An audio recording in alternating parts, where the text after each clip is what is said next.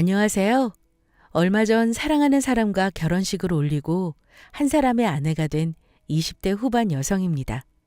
제가 이렇게 사연을 적게 된 이유는 다름 아닌 10년 전 헤어진 저희 친아버지 때문인데요. 다시 만나게 되었으면 좋은 거 아니냐고요? 저도 처음엔 무척 반가웠고 좋았습니다. 하지만 그동안에 무슨 삶을 살다 오신 건지 막무가내로 뻔뻔하게 행동하는 친아버지의 모습에 저는 당황했고 결국 지금은 다시 연을 끊고 지내게 되었습니다. 평생을 그리워했던 아버지를 만나 행복한 삶을 꿈꿨지만 현실은 그러지 못했던 안타깝고 서러운 제 사연 한번 들어보시겠어요? 어린 시절 저는 엄마와 함께했던 순간들은 전혀 기억하지 못합니다. 물론 제 남동생도 마찬가지고요. 저희 두 남매가 아주 어렸을 때 어머니는 돌아가셨고 그때부터 아버지께서 저희를 힘들게 키우셨어요. 기억은 잘 나지 않지만 새벽에 나가셔서 밤늦게 들어오셨고 그럼에도 꼬박꼬박 저희 밥을 챙겨주셨던 건 어렴풋 생각이 납니다. 엄마가 안 계셔도 아빠가 있었기에 저희 두 남매는 행복했고 고마웠습니다. 그러던 어느 날 제가 10살이 되던 해 아빠는 저희를 친할머니 댁에 남겨두고 집을 나가셨어요. 처음엔 일을 하시느라 안 오시나 바쁜 사정이 있는 걸까 하며 매일 밤마다 아빠를 기다렸습니다. 우는 동생을 보며 아빠는 반드시 곧 돌아오실 거라면서 울지 말라고 달래주었지만 저 역시 잠자리에 드는 순간이면 눈물이 흘러나왔고 태어나서 처음으로 기도라는 것을 해보았어요. 효과는 전혀 없었지만 왠지 모르게 소원을 빌면 이루어질 것 같다는 생각에 하루도 빠짐없이 아빠가 무사히 돌아오기를, 다치지 않기를 바랬죠. 그러면서 저희의 시간은 훌쩍 지나가 버렸고 둘 다 대학에 진학했어요. 물론 그때까지 아빠는 돌아오지 않았지만 할머니 손에 자라면서 저와 남동생은 나쁜 길로 빠지지 않고 더 열심히 공부했어요. 대학에 가서도 저희는 학비를 대줄 어른이 없었기에 장학금을 받으며 다녀야 했고 부모가 없는 자녀들은 대학 내에서도 학비를 어느 정도 부담을 해주었기 때문에 무사히 졸업까지 마칠 수가 있었습니다. 저는 졸업 후 간호사로 취업을 하게 되었고 남동생도 중소기업에 취직하여 스스로 생계를 책임지며 살 수 있게 되었습니다. 한참 바쁘게 살아가다 보니 아빠에 대한 기억은 어느새 흐려졌고 그리움 또한 익숙해져서 아무렇지 않을 정도가 되었습니다. 그렇게 그저 그런 일상을 살면서 가면 되지라는 생각에 열심히 일을 하고 지내고 있었어요. 그러다가 지금의 현재 남편을 만나게 되었습니다. 저는 개인 병원에 간호사로 일하고 있었는데 남편은 손님으로 병원에 몇 번 방문을 하다가 저와는 자연스럽게 친밀해졌습니다. 그래서 서로 전화번호도 주고받고 그 후 주말마다 서로 만나면서 서로에 대해 알아가다가 우리는 연인이 되었어요. 친절하고 자기 일에 열정적이면서 주위의 사람들도 챙길 줄 아는 그릇이 넓은 사람이었습니다. 저보다 3살 연상이지만 저한테만큼은 귀여운 애교도 보여주고 큰 강아지처럼 동글동글한 반전적인 모습도 보여주었어요. 그러다 보니 이 사람과 평생을 함께하고 싶고 당장이라도 이 멋있는 남자를 꽉 잡고 싶었습니다. 하지만 제 마음에 걸리는 문제가 하나 있었어요. 소미야, 나랑 결혼해 줄래? 오빠가 지금보다 훨씬 잘해줄게. 물론 지금 한창 꽃다운 나이고 20대라서 결혼이 좀 부담스러울 수 있지만 오빠 한 번만 믿어주면 안 될까? 당연하지 오빠. 나도 오빠랑 결혼하고 싶어. 하지만 왜? 뭔가 마음에 걸리는 문제가 있는 거야? 나한테 말해주면 내가 해결해 볼게. 그게 아니라 결혼을 하려면 오빠 부모님께 허락을 받아야 하는데 조금 무서워서. 오빠도 알다시피 나는 부모님이 안 계시잖아. 아빠는 죽었는지 살았는지 소식도 모르고. 그런 나를 과연 며느리로 받아주실까? 우리 부모님이 그런 문제로 다짜고짜 반대하실 분들은 아니시지만 혹시나 반대하시면 난 끝까지 설득해서 너랑 결혼할 거야. 그러니까 걱정하지 말고 너도 조금만 용기를 내주면 안 될까? 부탁이야, 소미야. 알겠어, 오빠. 그럼 우선 부모님께 따로 연락해서 내 이야기를 먼저 좀 들려드려. 그리고 보기 싫다 하시면 안 되는 거고, 얼굴 한번 보자고 하시면 기회가 있는 거니까 나도 준비해 볼게. 벌써부터 그런 말 하지 마, 소미야. 물론 네 입장은 이해하지만 부모님이 허락을 하시든 안 하시든 우리 사이는 변함없어. 혹시라도 우리 부모님 때문에 헤어질 생각은 절대 하지 마. 오빠 부모님 반대하셔도 나랑 지금처럼 잘 지낼 수 있을까? 난 자신이 없을 것 같은데? 됐어. 걱정하지 마. 일단 내가 내일 부모님과 통화해 볼게. 그리고 나서 인사를 드리러 가자. 그렇게 오빠는 부모님과 먼저 연락을 취한 듯 했고, 이틀 뒤 오빠한테서 연락이 왔어요. 부모님을 직접 뵈러 가자면서요. 저는 걱정이 되었지만 오빠를 믿고 용기를 내보기로 했습니다. 최대한 밝은 얼굴에 입가에는 미소를 잃지 않고 당당하게 들어갔어요. 심장이 쿵쾅거리고 등에는 긴장으로 흘러내린 식은땀이 가득했습니다. 우리 민호 여자친구라고 했죠? 반가워요. 오느라 고생이 많았어요. 네, 안녕하세요. 처음 뵙겠습니다. 박소미라고 합니다. 이름처럼 얼굴도 예쁘고 목소리도 참하니 우리 아들이 정말 좋아할 만하네요. 만날 우리 소미 씨 이야기만 하면 얼굴에 웃음이 가득 차서 보기가 좋았거든요. 아닙니다. 저야말로 오빠 덕분에 너무너무 행복해요. 항상 친절하고 잘해주고. 보아하니 소미 씨도 우리 아들을 많이 좋아하는 것 같은데 아직 결혼에 확신은 없는 건가요? 예? 아니요, 그건 아닌데. 혹시 들으셨을지 모르겠지만 전 부모님이 안 계세요. 어머니는 제가 아주 어릴 적 돌아가셨고 아버지는 소식이 끊긴 지 10년이 다 되어가요. 그건 우리 소미 씨 잘못이 아닌데 그런 이유로 우리가 반대할까 봐 걱정이 돼서 그런 거예요? 우리 아들이 소미 씨 사정을 다 알고도 좋다고 한다면 우리는 반대할 이유가 전혀 없어요. 결혼은 둘이 하는 거지 우리랑 넷이 하는 게 아니잖아요. 안 그래요? 정말 감사합니다. 실은 허락을 해주실 거라고는 생각도 못했는데 너무 감사합니다. 울지 말아요. 누가 보면 반대해서 우는 줄 알겠네. 이제 우리 아들 그만 애태우고 프로포즈 받아줘요. 결혼 날짜도 둘이 편할 때 잡고. 감사합니다. 정말 감사합니다. 제가 잘하겠습니다. 그렇게 저희는 부모님께 허락을 받았고 결혼을 약속했습니다. 가족이라고는 친할머니뿐이라서 전화로 이 소식을 알려드리자 너무 기뻐하셨고요. 남편은 저희 남매를 키워주신 할머니께도 인사를 드리러 가자고 하더라고요. 그래서 남동생에게도 이 소식을 알려 우리는 다 같이 저녁을 먹기로 했답니다. 아이고, 우리 이쁜 강아지가 멋진 남자를 만나서 시집을 가다니 너무 좋아서 말이 안 나온다. 아빠도 없이 이렇게 잘 자라줘서 이 할미가 너무 고맙다, 소미야. 고마워. 저야말로 아빠도 없이 저랑 동생 키우시느라 고생 많으셨죠? 감사해요. 물론 아빠는 결혼식에 못 오시겠지만 할머니라도 꼭 와서 나 축하해줘야 해. 알겠지? 그럼 물론이지. 이 할미가 친구들도 몽땅 데리고 갈게. 걱정 마라. 알겠지? 누나, 나도 직장분들한테 누나 결혼식에 꼭 오라고 할게. 그리고 형, 우리 누나 한성깔 하거든요.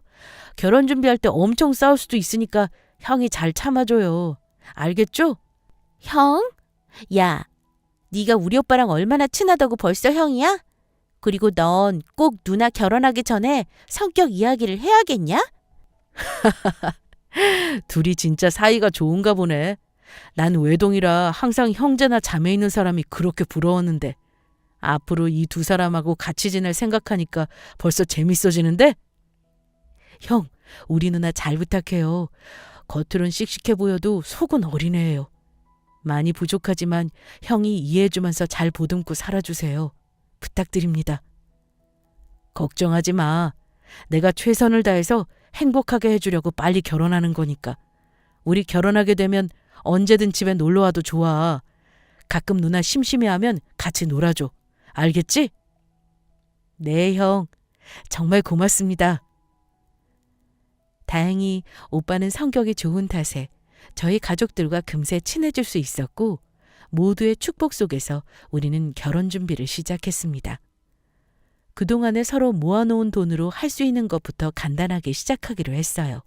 이날 서로의 통장 내역을 처음 보는데 남편은 제가 생각했던 것보다 상상할 수도 없을 만큼 돈이 가득했습니다. 오빠, 여기 적혀있는 돈 전부 오빠가 모아놓은 거 맞아? 나보다 3년 먼저 일을 했다고 해도 이렇게 많이 모을 수 있어? 혹시 오빠 부모님이 도와주신 거야? 응? 아니? 내가 숨기려고 의도한 건 아닌데 네가 한 번도 제대로 물어보지를 않아서 나도 그냥 말 안 하고 있었는데 나 생각보다 재력가야. 오빠, 그냥 회사 다닌다고 하지 않았어? 그러고 보니 오빠가 다니는 회사를 한 번도 안 가봤네? 어떻게 연애하는 3년 내내 가볼 생각도 안 했지? 그러게. 나도 너한테 자랑하고 싶어 죽겠는데 네가 물어보지도 않고 궁금해하지도 않으니까 내가 얼마나 속이 탔는 줄 알아? 결혼한다고 하니까 드디어 자랑할 기회를 주는구만, 우리 박소미 씨. 오빠도 참. 그런 건 진작에 말했어도 됐잖아. 그래서 오빠가 다니는 회사는 어떤데? 실컷 자랑해도 돼. 월급 많이 받는 대기업이야?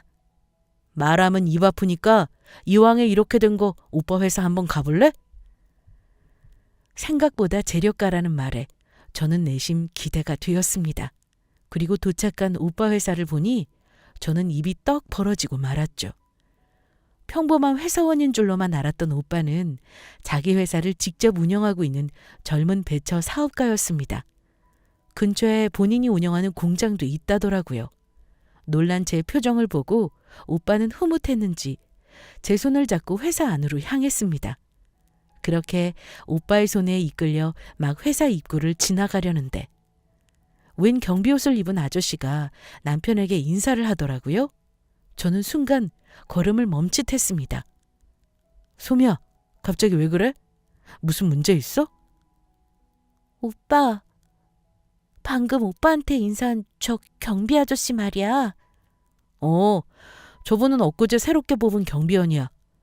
그런데 그게 왜? 뭐 잘못됐어? 나 잠시만 다녀올게. 기다려. 확실했어요. 그동안에 그리워했던 저희 친아버지. 저는 홀로 뚜벅뚜벅 걸어가는 중년 남성을 뒤쫓아갔습니다. 손을 잡고 저와 얼굴을 마주하자 당황스러운 기색을 보이더니 갑자기 도망을 치더라고요. 저는 놓치지 않고 계속 아빠를 부르며 따라갔습니다. 그러자 처음엔 계속 모른 척하며 사람을 잘못 봤다고 말했던 남성이 뛰던 걸음을 멈추고 저를 향해 몸을 돌렸어요.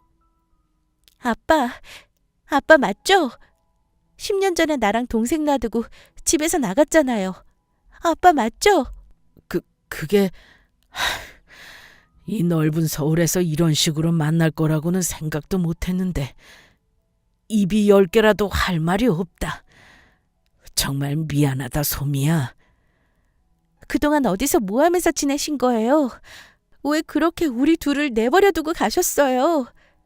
밤마다 아빠 돌아오게 해달라고, 다치지 않게 해달라고 내가 얼마나 기도했는지 알아요?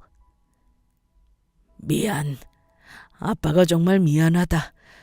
그 당시에 나도 너무 힘들고 어떻게 헤쳐나가야 할지 막막했단다. 그래서 해서는 안 될 짓을 저질렀어. 미안하다. 미안해. 지금이라도 이렇게 나타나줘서 고마워요, 아빠. 다치지 않고 건강하게 살아있어줘서 고마워요.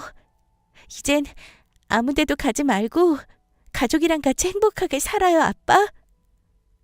고맙다. 정말 고마워, 소미야. 그렇게 10년 만에 친아버지와 만나게 되었고 이 기쁜 소식을 남동생과 친할머니 그리고 예비 남편에게도 말해주었습니다. 남동생은 아직까지 아빠에 대한 원망과 어색함이 뒤섞여 당분간 마음이 정리될 때까지는 얼굴을 보고 싶지 않다고 했습니다. 예비 남편은 깍듯하게 인사를 다시 올렸고 저는 아빠에게 이 사람과 결혼을 약속해서 현재 결혼 준비를 하고 있다고 말씀드렸죠. 아빠는 너무 좋아하셨고 축하한다며 우리 둘의 손을 잡고 또 한 번 눈물을 흘리셨어요. 이제 결혼식장에서 제 손을 잡고 들어가줄 친아빠도 만났겠다. 모든 것이 잘 해결되어 앞으로 행복한 일만 가득할 것이라고 생각했어요. 하지만 그건 제 착각이었습니다. 오히려 친아빠를 만나게 된 후 불행이 시작되었죠. 남편의 회사 1층에서 경비 일을 하고 있던 아버지는 처음엔 성실하게 잘 하는 듯 하다가 시간이 지나니까 점점 이상해지기 시작했습니다. 수시로 남편 사무실로 찾아가는 것은 물론이고 허구한 날 전화로 남편에게 내려와서 같이 수다나 떨자며 곤란하게 만들었습니다.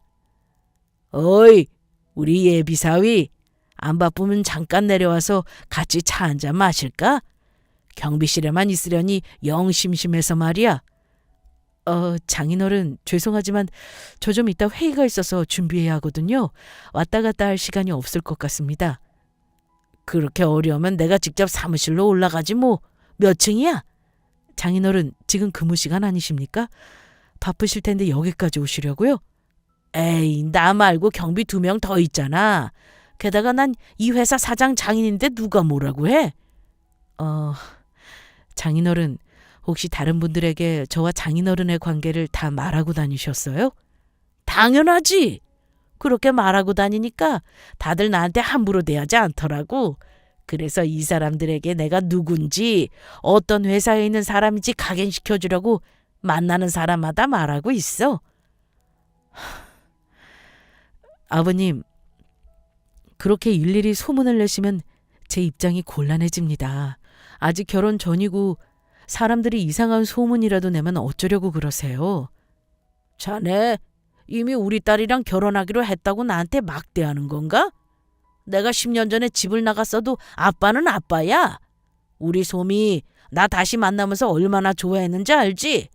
그런데 자네가 나를 이렇게 대하는 걸 알게 되면 솜이가 얼마나 실망할까? 이런 식으로 남편을 반협박적으로 대했어요. 사무실을 드나들면서 차나 과자를 몽땅 먹고 가는가 하면 경비 일은 제대로 하지도 않고 농땡이를 피우면서 월급을 올려달라고 막무가내로 졸라대기도 했습니다. 할 수 없이 남편은 저한테 말도 못하고 아버지의 요구사항을 전부 들어주었죠.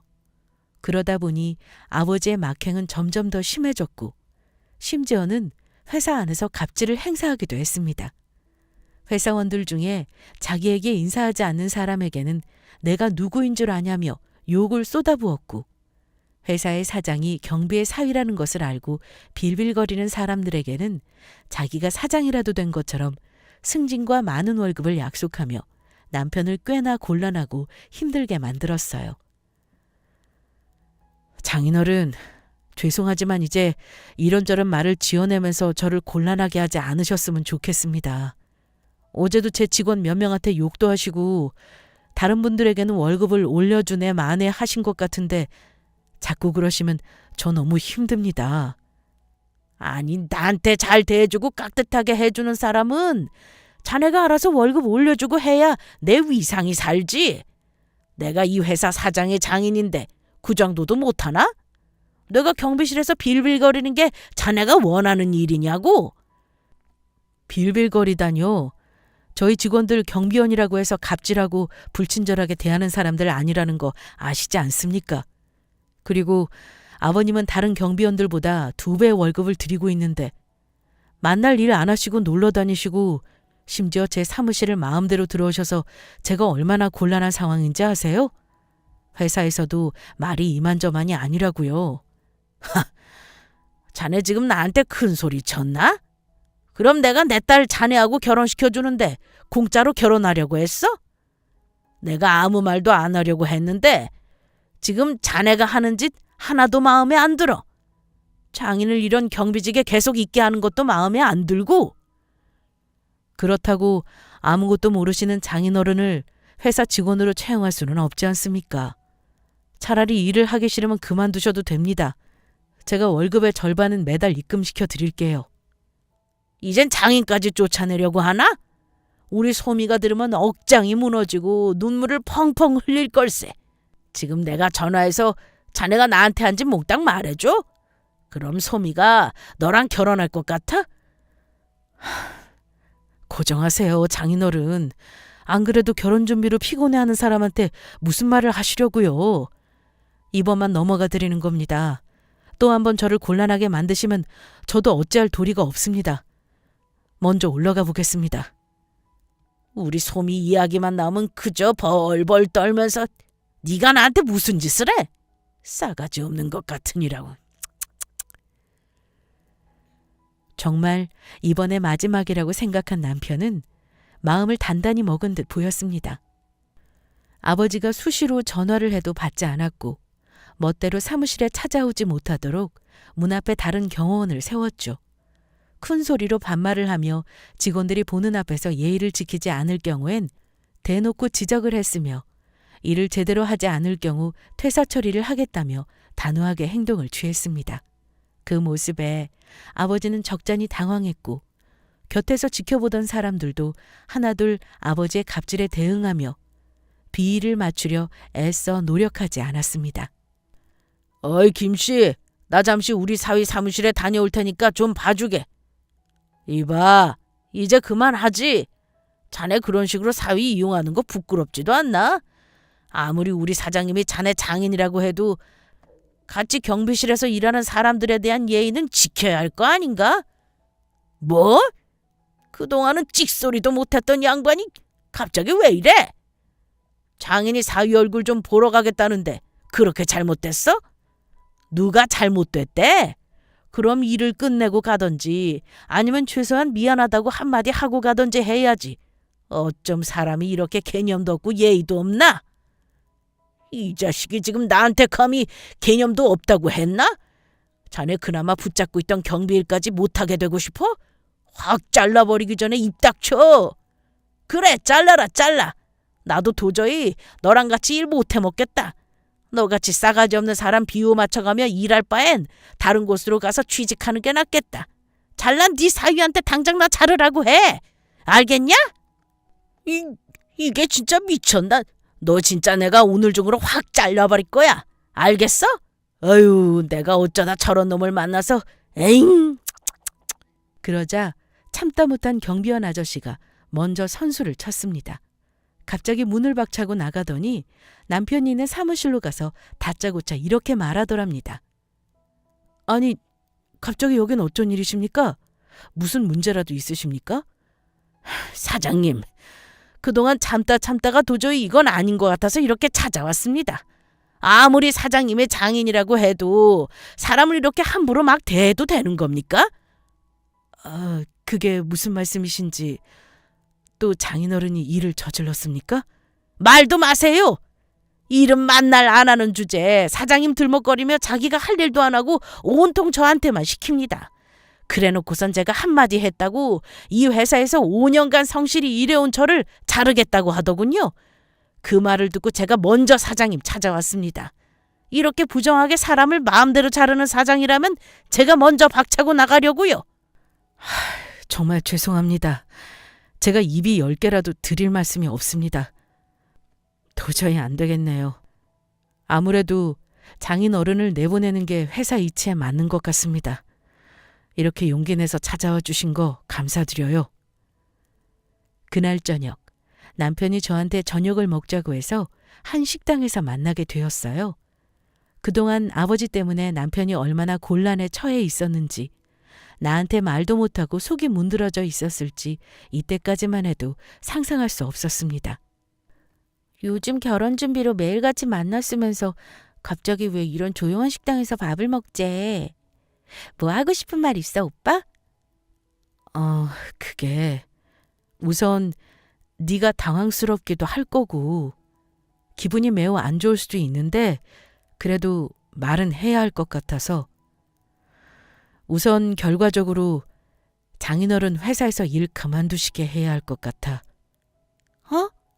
갑자기 왜? 회사에서 무슨 일 있었어? 그게 일하는 몇 달 내내 문제가 끊이질 않았어. 내가 너와 결혼하게 될 사이라고 장인어른께 말씀드리고 얼마 지나지 않아 회사 사람들한테 인사를 강요하고 나를 이용해서 여러 회사 사람들을 부려먹었었어.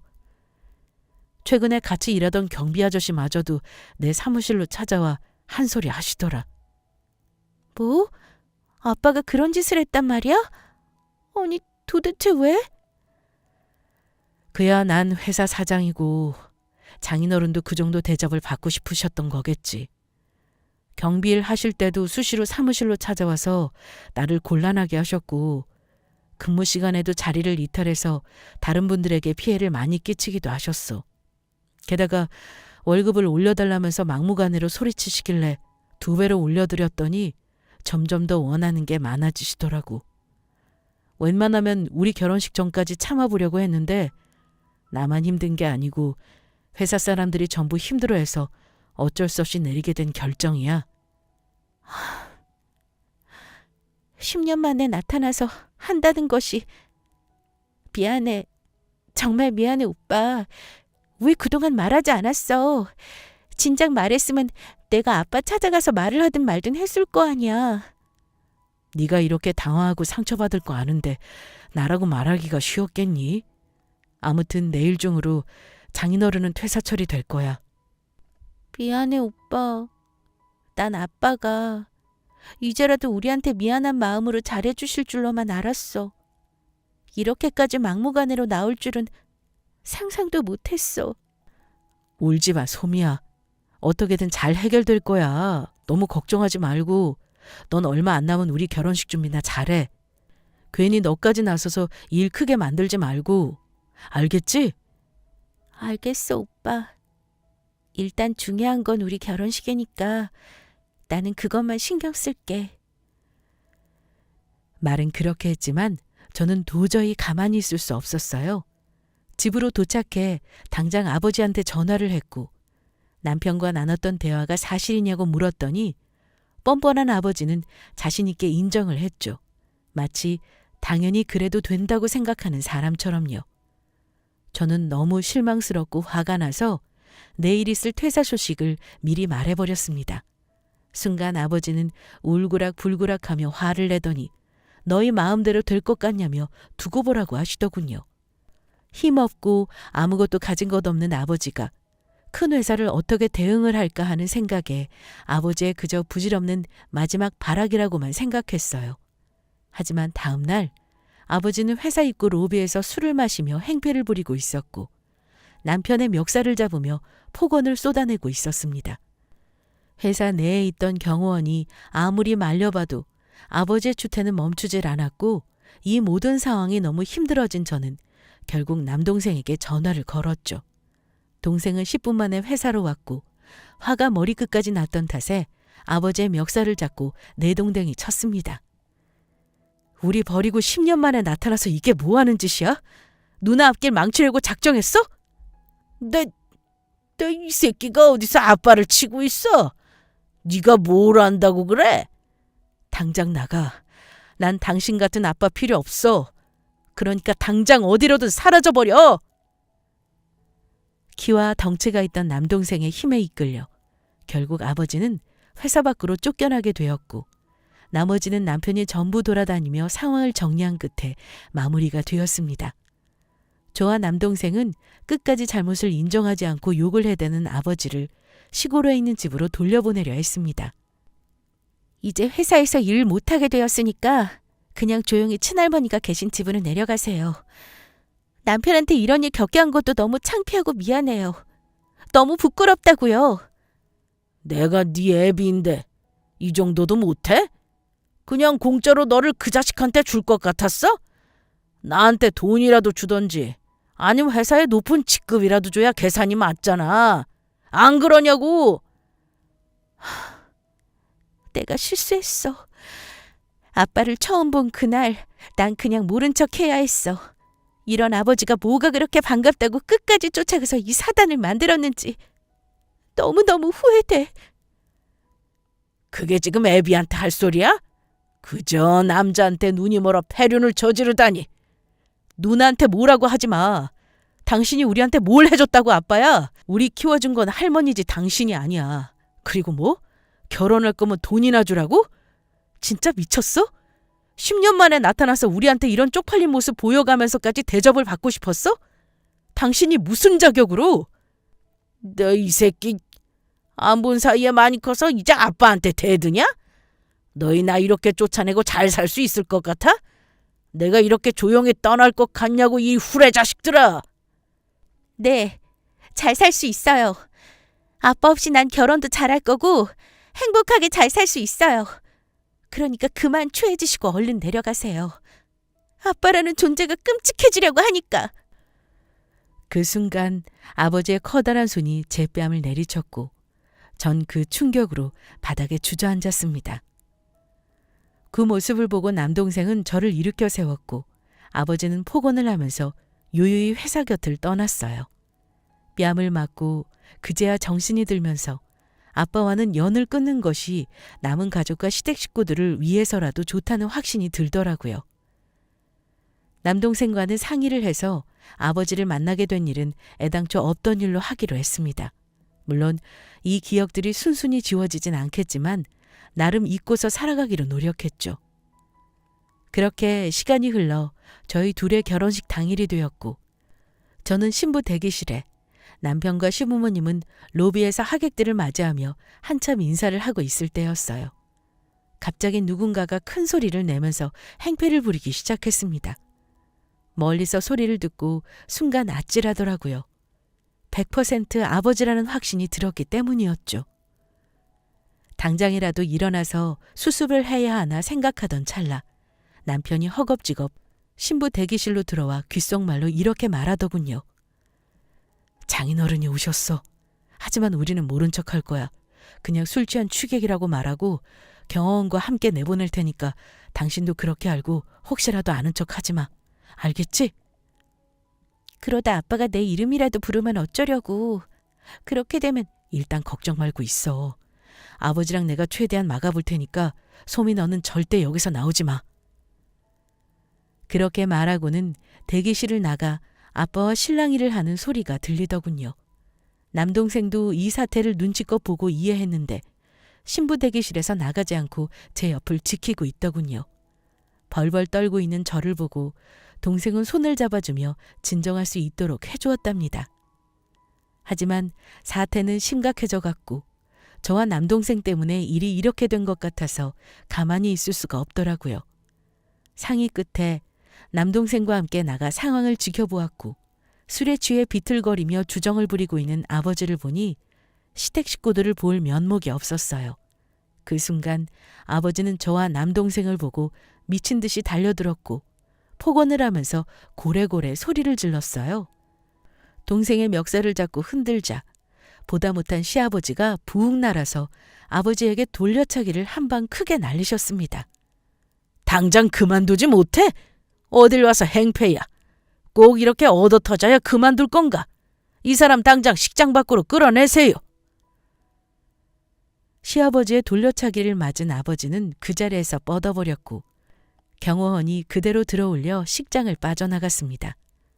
친할머니도 모른 척 조용히 그 뒤를 따라 나가셨고요.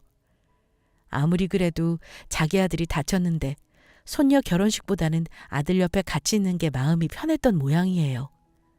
그래도 다행히 모든 사건은 술에 취한 사람이 식장으로 난입한 걸로 결론을 짓고 마무리가 되었습니다. 큰 해프닝이 있었지만 우리는 무사히 결혼식을 올렸고 모든 사람 앞에서 부부가 되었습니다. 이후 하객들이 모두 집으로 돌아갔고 저희가 신혼여행을 떠나기 전 그동안에 있었던 모든 일들을 시부모님께 사실대로 말씀을 드리고 용서를 구하고 싶었어요. 어머님, 아버님, 사실 아까 결혼식장에서 술 먹고 난리 피운 사람이 10년 전 저희를 버리고 도망간 아버지셨어요. 얼마 전 우연히 만나게 되었는데 저희한테 이런저런 나쁜 짓을 많이 하셨어요. 특히 남편한테요. 오늘도 이렇게 안 좋은 일 겪게 해드려서 정말 죄송합니다. 그 술 취한 사람이 솜이 네 아버지인 건 알고 있었다. 아들한테 들었거든. 많이 당황스럽고 한 번뿐인 아들 결혼식을 이런 식으로 망쳐놓은 것 같아서 솔직히 화도 조금 났다. 그래도 어쩌겠니? 이왕에 너를 받아들였고 결혼식까지 하는 마당에 엎을 수는 없는 노릇 아니니. 정말 죄송합니다, 아버님. 제가 입이 10개라도 드릴 말씀이 없어요. 아니다.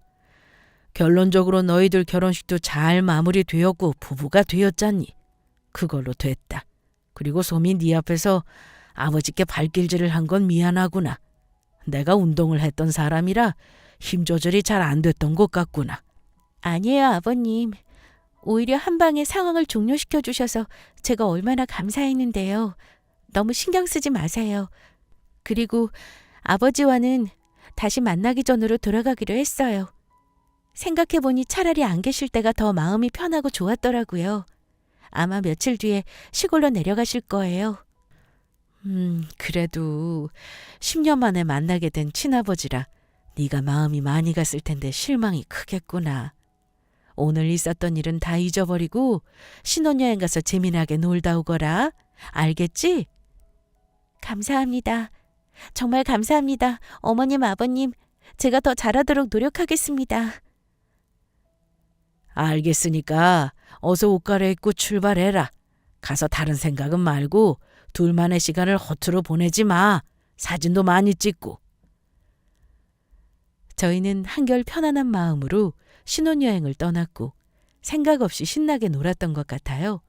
가족 이야기는 일절 꺼내지 않았고 먹고 자고 놀고를 반복하며 오롯이 스트레스를 풀기 위한 여행처럼 편하고 즐겁게 다녀왔답니다. 일주일이라는 여행을 마치고 다시 일상으로 복귀하려는데 아버지가 또다시 남편 회사에 나타나서 우리 사위를 만나게 해달라며 추태를 부렸다고 하더라고요. 남편이 만나주지 않고 경호원들과 경비원을 시켜 내보내라고 하자 이젠 남편이 퇴근할 때만 기다렸다가 저희 신혼집 근처까지 알아냈더라고요. 그러면서 허구한 날 저희 집 근처에서 죽치고 앉아 기다리거나 공원에서 술을 마시며 행패를 부리기도 했습니다.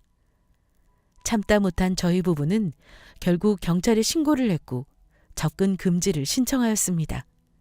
100m 이내 접근이 불가능해지자 마지막까지 발악을 하다가 결국 멈추더라고요. 한동안 조용해지고 소식 자체가 없길래 친할머니께 조심스레 전화를 해봤더니 아직 시골로 내려가진 않은 것 같더라고요. 또 어디서 뭘 하면서 지내고 있는지, 밥은 먹고 사는지 소식을 모릅니다.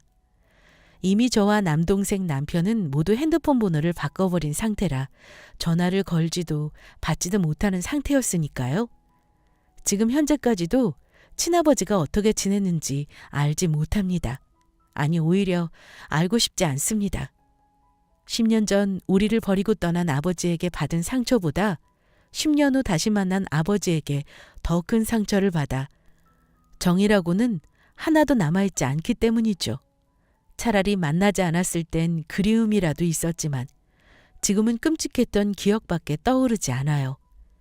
이 사연을 듣고 계시는 분들 중에서 제가 못되고 잔인한 딸이라고 생각하시는 분들이 혹 계실지도 모르겠습니다. 하지만 그렇다 해도 전 다시는 아버지를 찾으려 노력하지도 그리워하지도 않을 거예요. 아예 얼굴을 보지도 않고 소식을 모르며 사는 것이 서로에게 좋을 것 같거든요. 마지막으로 어디서 어떻게 살고 계시는지 모르겠지만 상황이 이렇게 된 건 전부 아버지 책임이라고 말씀드리고 싶어요. 그래서 전 죄책감을 느끼지도 않을 거고 혹시라도 아버지의 소식이 제 귀에 들려오더라도 무시할 거예요. 아버지도 우연히 멀리서라도 저를 마주치게 된다면 그냥 모른 척 해주세요. 야속하게 들리겠지만 아버지가 없는 지금이 더 행복합니다. 그럼 몸조리 잘하시고 10년 전 그러셨던 것처럼 혼자서도 잘 살아가실 거라 믿을게요.